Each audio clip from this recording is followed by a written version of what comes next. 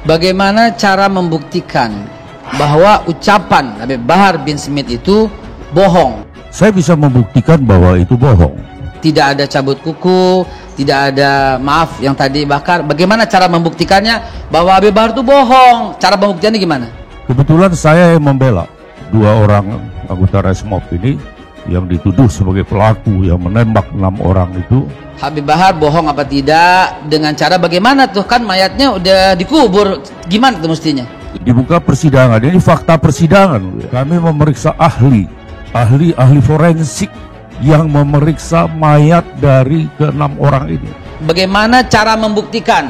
Itu aja yang saya tanya, nggak usah ribet kemana-mana. Kebetulan pertanyaan dari anak saya, dan saya di sebelahnya, saya mencatat tuh pertanyaan ini. Anak saya Dr. Ragahdo Yosodiningrat. Pertanyaan dia kepada ahli, saudara ahli, tadi saudara menyebutkan menemukan ada luka tembak yang menyebabkan kematian. Selain luka tembak, apakah saudara juga menemukan ada luka bakar? Tidak. Apakah saudara juga melihat ada luka lain seperti misalnya lebam? Tidak. Apakah saudara juga melihat ada kukunya dicabut? Tidak.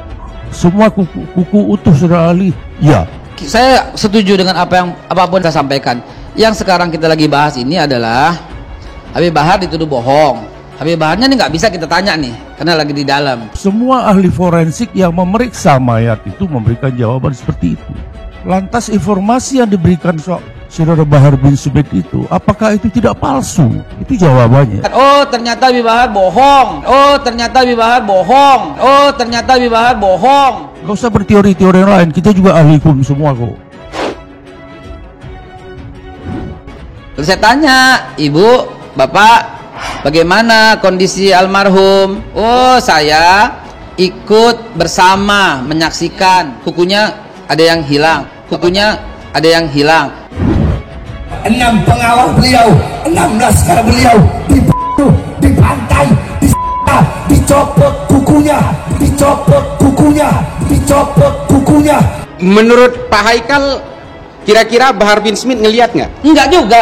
Itu that's the point. Jadi kenapa harus tanya Bahar? Kalaupun ditanya Bahar, dia juga akan cerita begitu. Pasti benar. Presumption of innocence itu jelas. Tapi gini, kalau Pak Bahar bin Smith juga tidak melihat kondisi seperti yang diceritakan oleh keluarganya itu, jangan kemudian menyampaikan ke orang lain seolah-olah ini adalah kebenaran. Ini persoalannya. Nah, dalam kaitan Habib Bahar ini, kesalahannya itu di mana? Dia menyatakan adanya dugaan tanda-tanda penyiksaan atau penganiayaan. Saya menjawab pertanyaan dia, di mana letak salahnya Bahar Smith? Di situ salahnya. Seperti saya uraikan tadi, jelas kan? Gak usah berteori-teori yang lain, kita juga ahli hukum semua kok. Habib Bahar bin Smith mendatangi Polda Jawa Barat untuk dimintai keterangan di kasus ujaran kebencian. Habib Bahar tiba di Polda Jawa Barat sekira pukul 12:30 waktu Indonesia Barat bersama penasehat hukum dan rombongan keluarganya. Dengan memakai kacamata hitam, ia kemudian mengucapkan sumpah serapah sebelum diperiksa. Nah, sebelum si Smith ini masuk, si Bahar masuk ke ruang pemeriksaan, memprovokasi dulu di luar. Berarti saya telah ditahan, berarti saya telah dipenjara. Maka wahai rakyat, wahai bangsa, wahai Indonesiaku, wahai rakyatku, wahai bangsaku, khususnya umat Islam. Umat Islam yang mana yang diajak? Umat Islam yang mana yang diajak? Sebelum menjalani pemeriksaan, ia sempat mengucapkan sumpah serapah kepada awak media. Jikalau nanti, andaikan, jikalau saya masuk diperiksa, saya tidak keluar lagi, berarti saya telah ditahan, berarti saya telah dipenjara. Jangan pernah tunduk kepada kezaliman dari manapun datangnya kezaliman. Yang mana yang dikatakan kezaliman? Yang mana yang dikatakan kezaliman? Ini adalah bentuk bahwasanya keadilan dan demokrasi sudah mati di negara kesatuan Republik Indonesia yang kita cintai. Kriminalisasi, perbuatan pidana murni kok. Pengacara kondang sekaligus politisi PDI Perjuangan, Henry Yosodiningrat, mengaku sudah sejak lama memantau Habib Bahar bin Smith. Henry menuturkan, Bahar Smith selalu melontarkan ceramah yang bernuansa provokasi kepada masyarakat. Dia berpandangan, Bahar juga seakan menyamakan dirinya dengan Kepala Staf Angkatan Darat, Dudung Abdurrahman. Saya melihat makhluk atau manusia yang bernama Bahar Smith ini, ucapan dan perilakunya, bahasa tubuhnya itu menjijikan. Dia menganggap dirinya sejajar dengan Kepala Staf TNI Angkatan Darat, kata Henry Yosodiningrat pada Jumat 7 Januari 2022. Kita melihat bagaimana Danrem Bogor, Danrem 061 Surya Kencana Brigjen Ahmad Fauzi datang ke sana. Dia bilang kasih tahu Dudung biar dia enggak bicara tentang agama, ujarnya. Sudah tugasnya Pak. Bapak percayakan tugas Bapak untuk memberikan ceramah yang baik kepada. Tugas saya ngasih ceramah. Tugasnya Dudung harusnya jangan utik-utik masalah agama. Kalau nggak tahu masalah agama, itu ranah kita. Bapak sebagai ulama harus berhati-hati ngomong. Loh, yang harus berhati, saya ngomong apa? Saya meluruskan yang benar. Dia salah, harus diluruskan dong. Loh, kok nggak ada kaitannya bagaimana? Kalau kita mengkritik kebijakan pemerintah, bahwa dia tidak bisa dikualifikasikan itu caci maki. Mau jadi apa bangsa kita ini kalau kita biarkan orang yang memprovokasi, udah itu nanti tidak ditindak. Kalau kemudian ada tindakan hukum terhadap pelaku-pelaku caci maki dan kekerasan ini, saya bukan tidak melihat perspektifnya dari kacamata hukum. Saya hanya melihat bahwa inilah mungkin salah satu mitigasi terbaik untuk agama. Bukan untuk pemerintahan, bukan untuk negara kalau saya melihatnya. Agama ini dan agama apapun selalu melahirkan kelompok-kelompok radikal karena dia itu mengakomodasi caci maki, kekerasan dan kebencian yang tidak ada habisnya. Yang saya takutkan hari ini adalah ketika orang mengglorifikasi caci maki dan kekerasan, dia tetap merasa terhormat. Dan inilah yang kita alami hari ini. Saya tidak melihat Habib Bahar, saya tidak melihat Habib Rizik, saya tidak melihat siapapun. Cuma figur-figur seperti ini adalah harus dikembalikan kepada hati nuraninya. Bisa tidak dia mendidik umat untuk tetap menjunjung tinggi kemanusiaan dan mewujudkan kedamaian? Selain itu, kata dia, bahasa provokasi Bahar juga dilihat dari ceramahnya saat menyinggung tentang kondisi jasad 6 laskar FPI yang tewas tertembak di kilometer 50 tol Jakarta Cikampek. Saya sudah melihat lama orang ini. Semua yang dia ucapkan itu adalah provokasi. Misal, dia memprovokasi mengatakan bahwa 6 orang laskar FPI itu sebelum dibunuh dianiaya, disiksa, dicabut kukunya, ucap Hendrioso. Pengacara Hendrioso Diningrat juga melayangkan tantangan kepada 2 pendakwah yang saat ini tersandung masalah hukum, yakni Habib Bahar bin Smith dan Habib Rizik Syihab. Henry dengan tegas menantang Habib Bahar dan Habib Rizik apabila kembali berbuat onar setelah bebas dari penjara. Hendrioso Diningrat mengatakan bahwa mayoritas masyarakat di Indonesia merasa damai apabila tanpa adanya Ormas Front Pembela Islam atau FPI.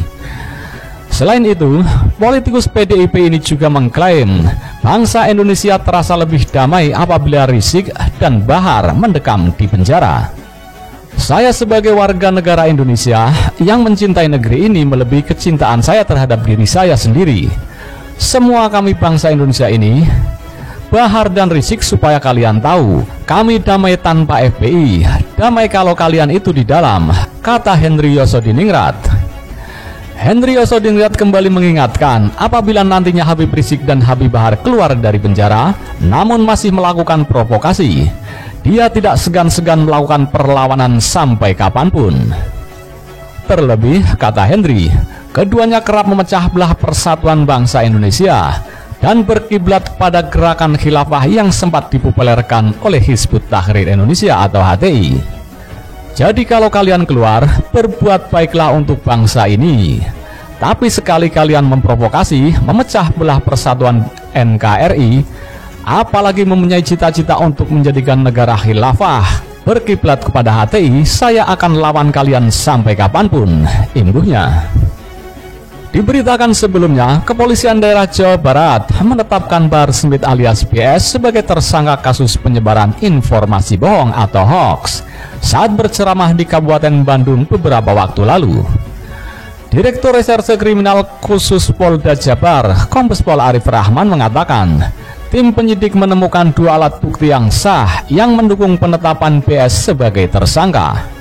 Fakta penyidikan dan pemeriksaan hari ini, penyidik mendapatkan 2 alat bukti yang sah serta didukung dengan barang bukti, sehingga penyidik meningkatkan status hukum BS menjadi tersangka, kata Arif di Mapolda Jawa Barat, Kota Bandung, Senin 3 Januari 2022 lalu.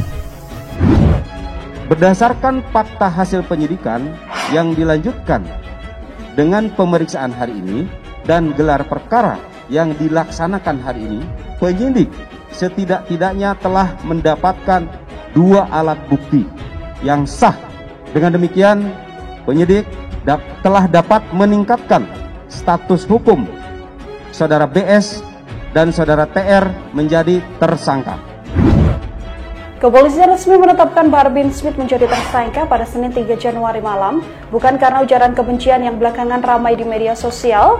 Bahar bin Smith ditangkap atas kasus berita bohong atau hoax. Dalam konferensi pers, Direktur Reserse Kriminal Khusus Polda Jabar, Kombes Pol Arif Rahman mengatakan, Bahar bin Smith resmi menjadi tersangka atas kasus berita bohong tersebut dalam ceramahnya di Marga Asih dan dianggap sengaja menerbitkan keonaran di kalangan masyarakat.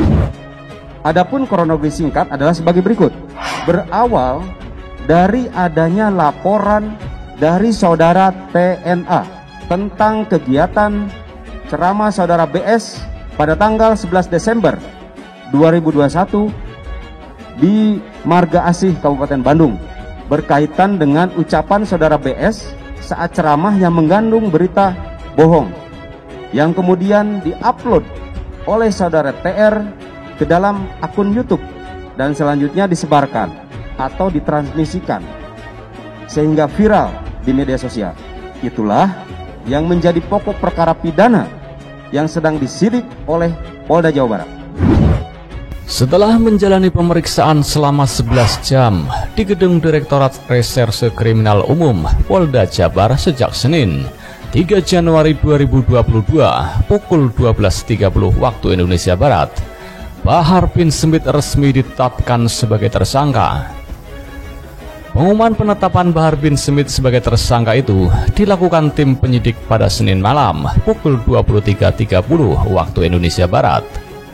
Selain Bahar Smith, polisi juga menetapkan pengunggah video ceramah pemilik pondok pesantren Tajul Alawin itu yang berinisial TR sebagai tersangka penyebaran berita bohong. Dirkrimsus Polda Jabar, Kombes Pol Arif Rahman mengatakan, tim penyidik telah menemukan 2 alat bukti dalam penetapan BS sebagai tersangka.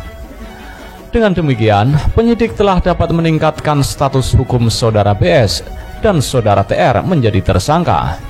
Tutur Arif Rahman di Mapolda Jawa Barat, Kota Bandung, Senin 3 Januari 2022. Setelah penyidik memeriksa sejumlah 33 orang saksi dan ahli sejumlah 19 orang, saya ulangi 19 orang ahli, total 52 orang, serta menyita barang bukti sebanyak 12 item, maka pada hari ini penyidik melakukan pemeriksaan kepada saudara BS dan saudara TR sesuai dengan surat panggilan yang sudah kami berikan.